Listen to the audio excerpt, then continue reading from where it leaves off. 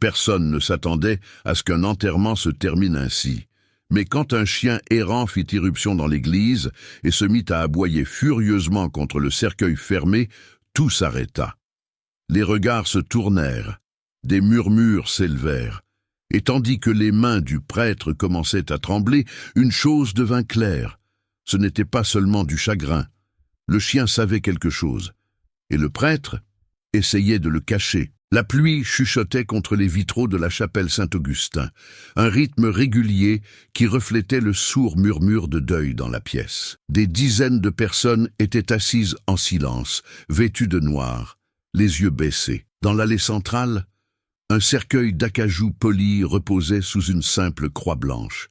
À l'intérieur se trouvait Antoine Leclerc, un homme discret au visage sévère, un ancien combattant qui avait vécu ses dernières années seul, à la lisière du village. L'abbé Thomas Bernard se tenait à la chaire, ajustant son col, la voix basse et solennelle. Souvenons-nous d'Antoine, non seulement pour l'homme qu'il fut, mais un aboiement sec déchira l'air comme un coup de feu.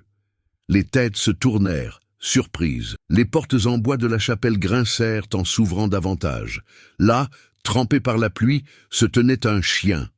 Maigre, maculé de boue, le poil emmêlé et les yeux écarquillés de panique. Il aboya de nouveau, puis encore. Puis il commença à descendre l'allée, lentement, délibérément, sans jamais quitter le cercueil des yeux. « À qui est ce chien ?» chuchota quelqu'un. L'abbé Bernard marqua une pause, ses mains agrippant le bord du pupitre. Sa mâchoire se serra. « S'il vous plaît, que quelqu'un éloigne cet animal, » dit-il, essayant de garder son calme. Mais le chien ne voulait pas partir. Il s'assit au pied du cercueil et aboya plus fort, plus insistant, le corps tendu. Les invités s'agitèrent, mal à l'aise. Le prêtre descendit de la chaire, le visage maintenant blême, se dirigeant rapidement vers le chien, mais quand il s'approcha, celui-ci grogna. Le prêtre s'arrêta net. Quelque chose dans la façon dont ce chien le regardait, ce n'était pas seulement du chagrin, c'était de la reconnaissance, une accusation, et pendant un instant, personne ne parla. Il ne restait que la pluie, les aboiements, et une vérité qui se frayait un chemin vers la surface. Avant de découvrir la vérité derrière ces aboiements et l'étrange réaction du prêtre, assurez-vous de vous abonner et d'activer la cloche. Nous partageons des histoires vraies et puissantes que la plupart des gens ignorent. Ne manquez pas la prochaine, car parfois ce sont les voix les plus discrètes qui révèlent les vérités les plus bruyantes. Un des bedeaux s'avança avec hésitation, essayant de chasser le chien d'un doux « Allez, mon brave, allons !» Mais le chien ne bougea pas. Ses oreilles frétillèrent, les yeux fixés sur le cercueil comme si sa seule présence était une protestation. Un avertissement, un murmure parcourut la foule. Certains ricanèrent nerveusement, d'autres se tortillèrent sur leur siège. « Juste un chien errant », marmonna quelqu'un, probablement désorienté. Mais il n'y avait rien de désorienté dans le comportement du chien. Il montait la garde, la queue raide, comme s'il s'était autoproclamé protecteur de ce qui reposait dans cette boîte en bois. L'abbé Bernard essaya de nouveau, s'approchant, la voix tendue. « C'est un lieu sacré. Cet animal doit être expulsé. » Alors qu'il tendait la main, le chien laissa échapper un grognement sourd, bas, grondant, protecteur. Son regard se leva vers le prêtre sans ciller. La salle devint immobile. Le prêtre recula, puis se força à sourire. Si quelqu'un pouvait aimablement s'en occuper, 2 hommes s'avancèrent pour aider, essayant d'attirer le chien dehors. Il gronda contre l'un d'eux, les crocs découverts. Néanmoins, ils réussirent à le tirer par le collier, le traînant jusqu'à l'entrée. Un instant, la paix revint. Le prêtre expira, ajusta sa soutane et remonta en chair. Mais alors, le chien se libéra. Il revint en sprintant, ses griffes crissant sur le carrelage, et se jeta contre le cercueil, aboyant avec une fureur renouvelée. Les gens eurent un hoquet de surprise, et cette fois, le visage de l'abbé Bernard se tordit, juste une seconde, en quelque chose entre la panique et la peur. Les portes de la chapelle grincèrent de nouveau. Cette fois, non avec fureur, mais avec hésitation. Une jeune femme entra, son manteau sombre trempé, les cheveux plaqués sur ses joues par la pluie. Ses yeux balayèrent la pièce jusqu'à ce qu'il se pose sur le chien près du cercueil. « Toby » murmura-t-elle, le souffle coupé. Les halètements firent place au silence. Le chien cessa d'aboyer dès qu'il la vit. Ses oreilles se dressèrent, sa queue remua une fois, puis il regarda de nouveau le cercueil et gémit. Clara Leclerc descendit lentement l'allée. Elle avait une petite vingtaine d'années, des traits délicats durcis par le chagrin et l'épuisement. Son regard ne quitta jamais le chien, puis le cercueil. Elle s'accroupit à côté de lui, posant une main tremblante sur son dos. « Je suis tellement désolée », murmura-t-elle à la salle, sans même regarder les invités. « C'est le mien. » Enfin, il était à grand-père. L'abbé Bernard s'éclaircit la gorge. « Mademoiselle Leclerc, nous ne vous attendions pas aujourd'hui. » Clara hocha lentement la tête. « J'ai pris le dernier bus. Je ne voulais pas qu'il soit enterré sans que je sois là. » Le chien se blottit contre elle, observant toujours le cercueil avec des yeux anxieux. Clara fronça les sourcils. Pourquoi aboyait-il comme ça? Personne ne répondit. Elle passa une main dans le pelage humide du chien, regardant l'abbé Bernard. Il n'aboie jamais, sauf s'il sent un danger, ou quelqu'un en qui il n'a pas confiance. Le prêtre se força à sourire, mais ses yeux trahissaient autre chose. Les émotions sont fortes en période de deuil, dit-il, même pour les animaux. Clara regarda de nouveau le cercueil, mais Toby ne bougea pas. Il continuait de regarder, attendant, comme s'il y avait quelque chose d'inachevé, et quelque chose qu'il ne pouvait pas laisser partir. Clara sortit de la chapelle pour prendre l'air, Toby sur ses talons, ne voulant pas la quitter. La pluie s'était calmée en une fine bruine, jetant une brume grise sur le petit village endormi. Elle regarda autour d'elle. Rien n'avait changé. Même routes étroites, même clôtures rouillées. Même visage fatigué derrière des rideaux de dentelle, jetant des coups d'œil comme si les années n'avaient pas passé. Elle se souvint avoir grandi ici, les étés passés dans la vieille maison grinçante de son grand-père, juste en bas de la colline. Antoine Leclerc était un homme discret, strict mais gentil, le genre de personne qui ne parlait pas beaucoup, mais quand il le faisait, les gens écoutaient. Sauf que dernièrement, elle avait entendu des rumeurs, qu'il s'était comporté étrangement, qu'il était allé trop loin. Personne n'expliqua jamais ce que cela signifiait. Au café plus tôt ce matin-là, elle avait entendu deux hommes mentionner la brouille de son grand-père avec l'abbé Bernard. Quelque chose à propos d'argent, quelque chose à propos d'un litige foncier. Mais quand elle avait demandé, leur visage était devenu blême, les lèvres scellées comme si le village lui-même avait prêté serment de silence. Toby renifla le sol humide, puis la regarda de nouveau, les oreilles basses. « Tu as vu quelque chose, mon grand ?» demanda-t-elle doucement. Le chien gémit de nouveau. Elle reporta son regard sur la chapelle où l'enterrement se poursuivait sans elle. Mais le sentiment dans sa poitrine ne voulait pas disparaître. Quelque chose n'allait pas. Et dans un endroit où les secrets étaient enfouis aussi profondément que les racines des vieux chênes, elle le savait. Il ne s'agissait pas seulement de chagrin. Il s'agissait de vérité. Et quelqu'un ne voulait pas qu'elle éclate. De retour dans la chapelle, Clara prit place près de l'avant. Toby était couché à ses pieds, mais son corps était tendu, les oreilles dressées, les yeux allant et venant entre le cercueil et l'abbé Bernard. Le prêtre continuait son sermon parlant de pardon, de lâcher-prise, de paix divine.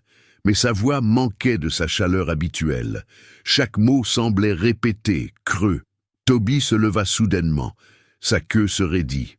Ses yeux se fixèrent à nouveau sur le cercueil. Il gronda, bas et régulier.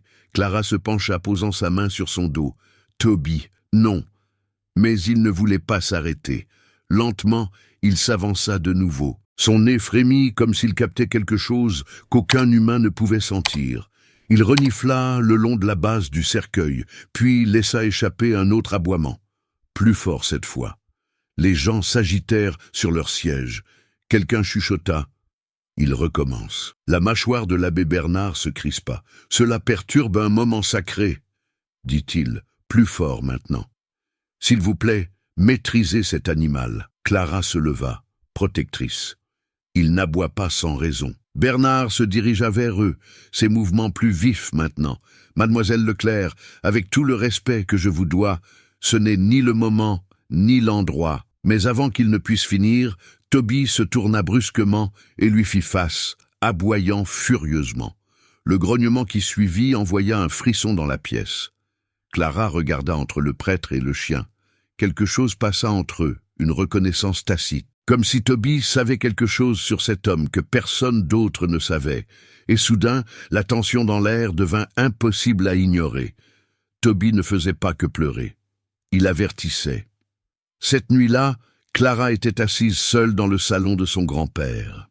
La maison grinçait de bruits familiers, le bourdonnement du vieux réfrigérateur, le tic-tac de l'horloge, qui avait toujours été de travers. La pluie tombait doucement contre les fenêtres maintenant.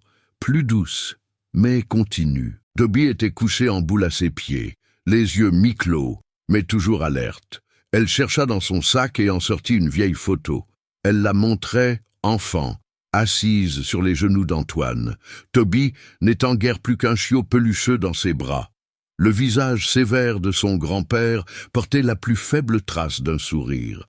Clara sourit tristement, caressant l'image du pouce. « Il n'accordait jamais sa confiance facilement, » murmura-t-elle. « Mais il te faisait confiance, n'est-ce pas ?» Son esprit revint à ses jours d'été, Antoine se levant avant l'aube pour nourrir les poules, sirotant son café sur la véranda pendant que Toby somnolait à ses pieds. Il ne parlait pas beaucoup, mais quand il le faisait, il racontait des histoires, de guerre, de trahison, d'erreurs qu'il n'avait jamais pu réparer. Toby avait toujours été à ses côtés.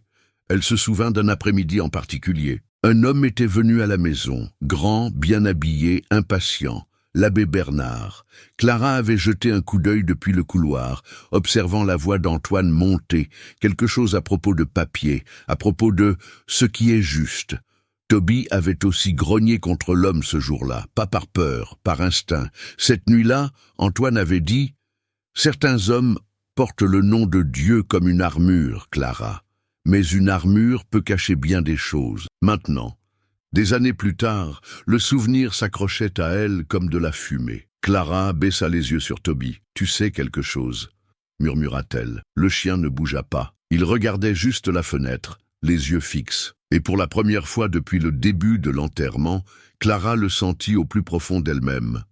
Son grand-père n'était pas simplement mort. On lui avait pris quelque chose. Si ce moment a remué quelque chose en vous, si vous avez déjà ressenti ce lien silencieux avec un animal qui savait tout simplement, laissez un like et dites-le nous dans les commentaires. Des histoires comme celle-ci nous rappellent que nous ne sommes pas seuls et que certaines connexions parlent plus fort que les mots ne pourraient jamais le faire. Le lendemain matin, Clara entra dans la quincaillerie locale. Le genre d'endroit où les commérages voyageaient plus vite que les reçus. Elle avait besoin de réponses, et dans ce village, elles provenaient rarement des archives officielles. Benoît Dubois se tenait derrière le comptoir, s'essuyant la graisse des mains. Un vieil ami de son grand-père, il leva les yeux, surpris de la voir. « Clara », dit-il en hochant la tête, « désolé pour Antoine, c'était un homme bon. » Elle esquissa un petit sourire. « Merci, Benoît. Est-ce qu'il a déjà mentionné quelque chose d'étrange à propos de l'abbé Bernard ?» Benoît hésita, se frottant le cou. « Étrange comment ? Je ne sais pas, » dit-elle en baissant la voix. « Juste une tension. Toby s'est comporté bizarrement. Il a aboyé contre le cercueil, contre l'abbé. » Les yeux de Benoît se plissèrent. Il se pencha. « Ton grand-père est venu me voir, une semaine avant de mourir. Il a dit qu'il avait besoin d'aide pour faire des copies de documents juridiques. Il parlait de changer son testament. » Clara eut le souffle coupé. « A-t-il dit pourquoi ?» Benoît hocha lentement la tête. « Il a dit que Bernard le pressait. À propos d'un terrain, d'un don à l'église. Mais Antoine a dit qu'il ne renoncerait pas à ce qui lui appartenait. » La cloche au-dessus de la porte sonna. Un autre client entra. Et Benoît se redressa rapidement. Il lui glissa un morceau de papier plié. « Il m'a laissé ça. Il m'a dit de te le donner, si jamais quelque chose te semblait louche. » Clara le prit, les mains tremblantes. Dehors, Toby attendait près du camion, les yeux fixés sur l'église au loin. Quelque chose n'allait pas. Et maintenant, elle avait la preuve que son grand-père le savait aussi. L'enterrement reprit cet après-midi-là. Le ciel s'était éclairci, mais le poids dans la chapelle était plus lourd que jamais. Clara était assise à côté du cercueil, le papier plié de Benoît, enfoui au fond de la poche de son manteau. Elle ne l'avait pas encore ouvert. Une partie d'elle avait peur de le faire. Une partie d'elle savait déjà. L'abbé Bernard se tenait de nouveau à l'autel, la voix plus ferme cette fois. « Nous sommes réunis ici pour mettre en terre un homme de dignité, et nous demandons au Seigneur de l'accueillir dans son royaume. » 2 porteurs s'avancèrent pour sceller le cercueil. C'est alors que Tobie se leva. Il aboya une fois, sec et fort, puis de nouveau, puis de nouveau. Il se jeta en avant, plaçant ses pattes avant sur le bord du cercueil, ses griffes raclant le bois. La salle éclata en murmures et en halètements. « Sortez ce chien d'ici !» cria Bernard en descendant de la chaire, le visage rouge. Mais Tobie ne recula pas. Il grogna plus fort, claquant des dents, se positionnant entre le cercueil et le prêtre comme un soldat gardant un secret. « Arrêtez-le !» hurla quelqu'un. Clara se leva aussi. « Ne le touchez pas !» Dans le chaos, quelque chose glissa de la soutane de Bernard, une petite clé ternie. Elle tomba en cliquetant sur le sol en pierre. Tout le monde se tut. Clara se pencha et la ramassa lentement. Ses yeux s'écarquillèrent. Elle était vieille, usée, et indubitablement du bureau de son grand-père, fermé à clé depuis le jour de sa mort. Les yeux de Bernard allèrent vers la clé. Juste une seconde, ce fut suffisant. Clara le regarda, puis Tobie, qui haletait, observant le prêtre comme un faucon. Il n'avait pas seulement aboyé, il avait essayé de leur dire quelque chose depuis le début, et maintenant, il n'avait d'autre choix que d'écouter. Clara n'attendit pas. La clé serrée dans sa main et Tobie à ses côtés, elle quitta la chapelle et se dirigea directement vers la maison de son grand-père. Son pouls s'accéléra à l'approche de la porte du bureau, celle qu'Antoine gardait toujours fermée, celle qu'il lui avait dit de ne jamais ouvrir, à moins que quelque chose n'aille mal. Elle glissa la clé dans la serrure. Elle tourna avec un léger déclic. À l'intérieur, la pièce était exactement comme il l'avait laissée, des étagères poussiéreuses, des papiers soigneusement empilés et un vieux classeur en métal dans le coin. Tobie renifla l'air, puis se dirigea directement vers le tiroir du bas et s'assit.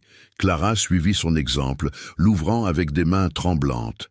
À l'intérieur, une enveloppe Kraft, scellée, avec son nom griffonné sur le devant. Elle la déchira. Dedans se trouvaient plusieurs documents. Un testament révisé, non signé, mais daté de seulement 2 jours avant sa mort. Une lettre, de l'écriture régulière de son grand-père, expliquait tout. Il avait surpris l'abbé Bernard en train de modifier les registres financiers de l'Église. Des dons destinés à la communauté avaient disparu. Antoine l'avait confronté et menacé de tout révéler. Bernard l'avait supplié de se taire pour protéger l'image de l'Église. Antoine avait refusé. Les dernières lignes de la lettre glacèrent le sang de Clara. « S'il m'arrive quelque chose, Clara, sache ceci. Je ne suis jamais tombé. Je n'ai jamais glissé. On m'a poussé. Et si Tobie réagit, c'est parce qu'il se souvient de qui était là. » Elle serra les pages contre sa poitrine, les larmes coulant sur son visage. Tobie lui donna un léger coup de museau dans la main, comme pour dire « Maintenant tu sais ». De retour à la chapelle, l'abbé Bernard continuait l'office, ignorant que son temps de comédie touchait à sa fin. La vérité, enterrée avec Antoine, s'était frayé un chemin vers la surface. Et elle avait 4 pattes, des yeux perçants et un aboiement que personne ne pouvait ignorer. Plus tard dans la soirée, Clara retourna à la chapelle, cette fois avec l'enveloppe à la main. Les dernières prières étaient terminées et les invités commençaient à partir. Mais elle n'attendit pas un moment de calme. Elle se dirigea directement vers l'avant, jusqu'à l'abbé Bernard, et tendit les papiers. « Vous avez menti, dit-elle, assez fort pour que toute la salle l'entende. Vous l'avez volé, vous l'avez menacé, et vous pensiez que personne ne le saurait jamais. » Le visage du prêtre devint exsangue. « Clara, Elle brandit la lettre. Il a tout écrit. Il a tout laissé. Et Tobie s'est souvenu. Des halètements résonnèrent. La foule s'agita. Quelqu'un s'avança. « Benoît Dubois. Je peux le confirmer, dit-il. Antoine me les a apportés la semaine avant de mourir. Il m'a dit de les garder en lieu sûr. » Bernard balbutia, les yeux fuyants, cherchant une issue qui n'existait pas. Quelqu'un appela le shérif. En quelques minutes, la chapelle ne ressembla plus à un lieu de deuil, mais de jugement. Clara ne regarda pas pendant qu'on emmenait Bernard. Elle s'assit sur les marches à l'extérieur, les bras enroulés autour de Tobie. Le soleil avait commencé à percer les nuages. Une lumière dorée se déversait sur la pelouse du cimetière où Antoine serait enfin enterré, pour de vrai cette fois, sans que la tromperie ne plane sur sa tombe. Toby posa sa tête sur les genoux de Clara, fermant les yeux, comme si son travail était terminé. Il avait été renvoyé, réduit au silence, même craint, mais à la fin, c'est sa voix, son grognement, son aboiement, sa loyauté qui avait découvert la vérité. Pas de médaille, pas d'applaudissements, juste une justice silencieuse, et un lien entre un homme et son chien que la mort ne pouvait briser. Certains disent que les animaux ne peuvent pas parler. Mais Toby l'a fait, fort, clairement, et avec une loyauté qui a survécu au mensonge et au silence. Dans un village qui tentait d'enterrer la vérité, c'est un chien qui a refusé de la laisser mourir. Antoine Leclerc avait peut-être quitté ce monde, mais sa voix vivait dans la seule créature qui l'aimait inconditionnellement. Si cette histoire a touché votre cœur, partagez-la avec quelqu'un qui croit que chaque âme a un but. Et dites-nous dans les commentaires, pourquoi pensez-vous que Toby n'a jamais cessé d'aboyer ?